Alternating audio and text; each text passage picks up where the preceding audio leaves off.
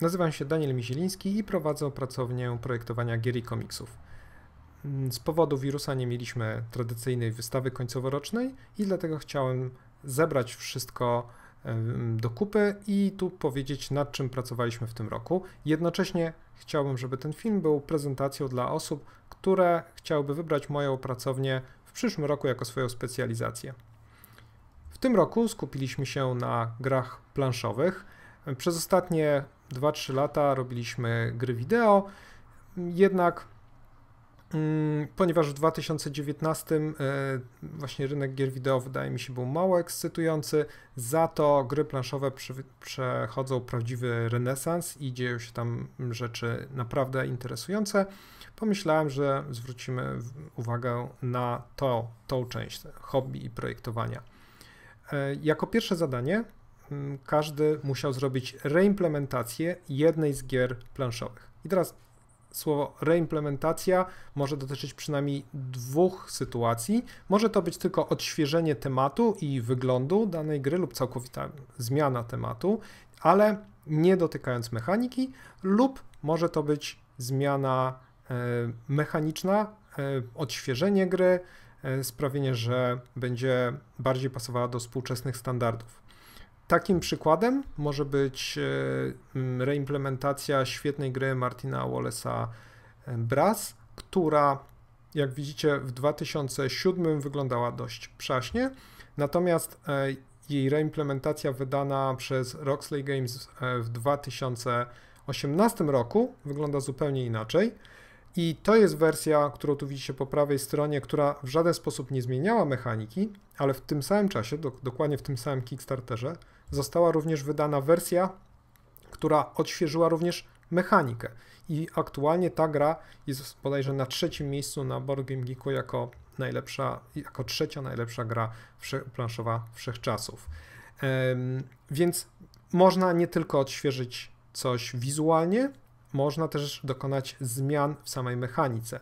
Innym ciekawym przykładem jest reimplementacja gry Duna. Oryginalna gra była w 1979 roku wydana, natomiast wersja wydana w 2019 jest praktycznie identyczna z oryginałem, ma tylko inną oprawę graficzną, ale ciekawe jest to, co się zdarzyło pomiędzy tymi wydaniami. Wydawca oryginalnego wydania szybko stracił prawa do samej Duny i mechanika gry została reimplementowana przez grę w świecie Twilight Imperium, przez grę Rex, w której właściwie gra wygląda bardzo inaczej, ale mechanikę ma prawie identyczną, ma zupełnie inny temat. I ponieważ teraz powstaje film na podstawie książek Franka Herberta i była możliwość odkupienia również praw do samej gry planszowej, dlatego gra planszowa w oryginalnej odsłonie, tylko z nową grafiką wróciła teraz. Więc mogą być różne powody. Te gry można je reimplementować, które są stare, gry, które są nowe i my zrobiliśmy w tym roku coś takiego. Wybrałem gry od takich, które są bardzo łatwe, po takie, które są niezwykle skomplikowane i każdy mógł sobie wybrać, co chce zrobić i przygotować swoją reimplementację, decydując, czy ta reimplementacja ma być czysto graficzna, czy ma również ingerować w mechanikę gry.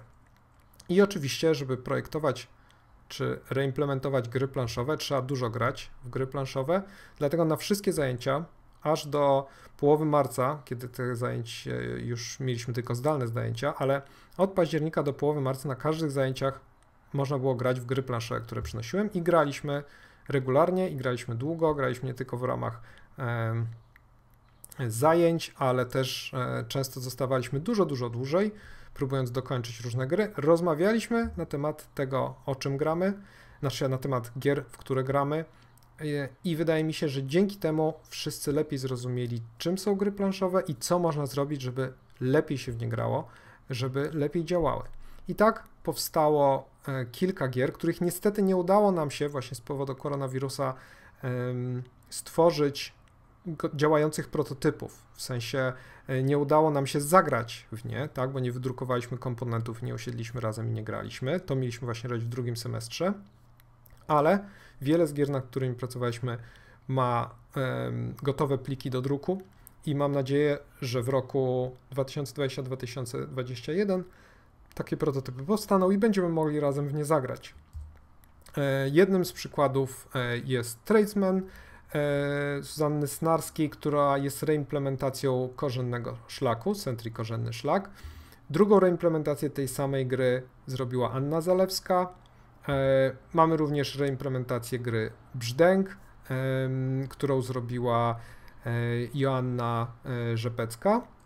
Reimplementację Labiryntu Śmierci i właściwie nie reimplementację, a całkowicie nową grę, bo wyszliśmy od Labiryntu Śmierci, ale Filip Jędrzejewski postanowił na tyle zmienić tą grę, że powstała zupełnie nowa gra. Tutaj reimplementację Sentry Cuda Wschodu zrobił Karol Mularczyk. Kasia Kubasik również wzięła się za grę Labirynt Śmierci i też zrobiła zupełnie nową grę.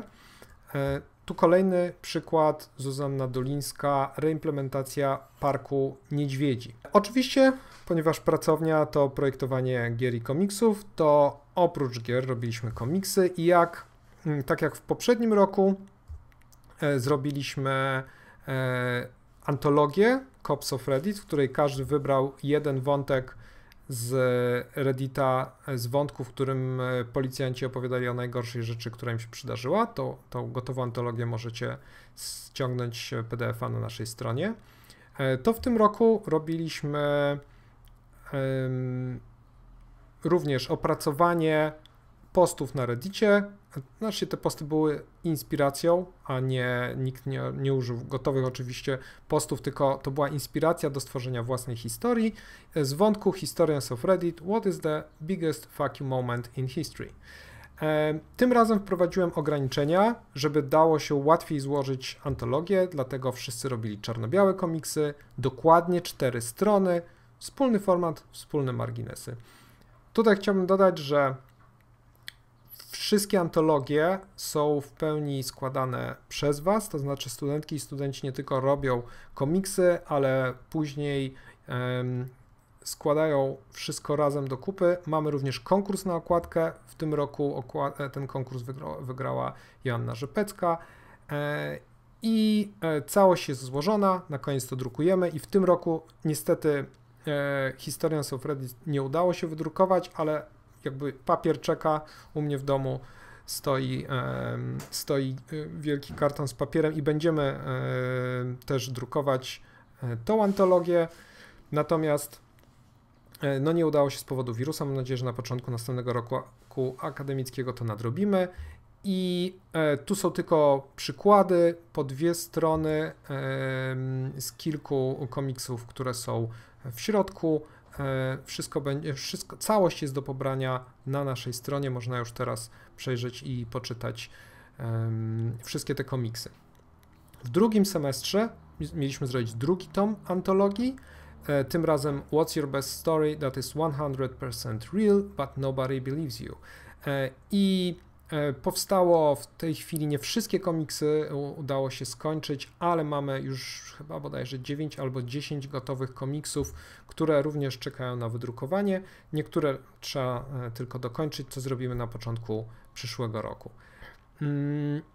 Kolejne zadanie, które mieliśmy w pierwszym semestrze, to jest zadanie, które pojawia się co roku i to jest recenzja. Recenzje wszystkie są pisane i publikowane na medium pracownianym i tam możecie znaleźć recenzje z kilku lat, od początku, od kiedy to zadanie istnieje. Są recenzje gier planszowych i gier wideo i to zadanie ma na celu oczywiście sprawić, żebyście spróbowali inaczej oceniać gry, nie tylko tak bardzo subiektywnie, ale również spróbować znaleźć obiektywne wady i zalety i zrozumieć lepiej mechanikę działania poszczególnych gier. W tym roku również mieliśmy 2 dyplomy obronione w lutym. W czerwcu nie było obron dyplomów, więc 2 dyplomy, które miały być w czerwcu, będą albo we wrześniu, albo w lutym. Natomiast mieliśmy teraz 2 dyplomy.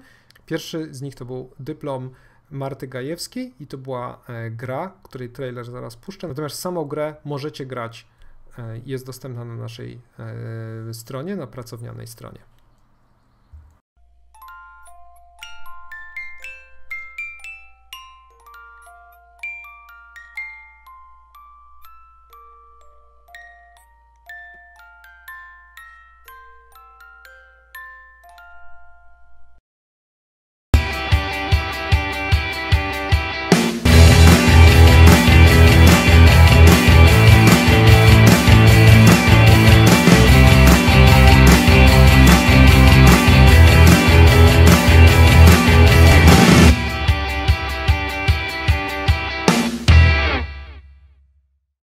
Drugi dyplom to komiks stworzony przez Kacpra Kropacza.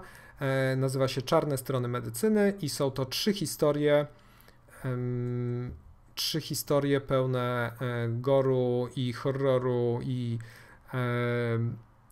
bardzo cielesnego okrucieństwa, które nawiązują do takich filmów jak Martwica mózgu chociażby, czy innych perełek z lat 80. I cały komiks jest również dostępny do pobrania na stronie pracowni i możecie go tam dokładnie obejrzeć. Teraz, jakie są plany na rok 2020-2021? Będą zadania z gier planszowych, ale pomyślałem, że znowu postaram się dać Wam więcej swobody i osoby, które będą chciały robić gry wideo, będą mogły to robić. Dlatego znowu będą zadania do wyboru. Prawdopodobnie komiks będzie jedynym zadaniem, które będzie obowiązkowe dla wszystkich, a pozostałe zadania będą dobrowolne. Trzeba będzie jakąś ilość tych zadań zrealizować, żeby zaliczyć semestr. Postaram się, żeby zadania były krótsze, żebyście mogli realizować to zadanie w jednym semestrze i mam nadzieję, że będziemy normalnie chodzić do szkoły i normalnie mogli te wszystkie gry testować i szyć komiksy razem i robić różne te rzeczy, które sprawiają, że po prostu uczycie się szybciej niż robiąc zadania samemu w domu.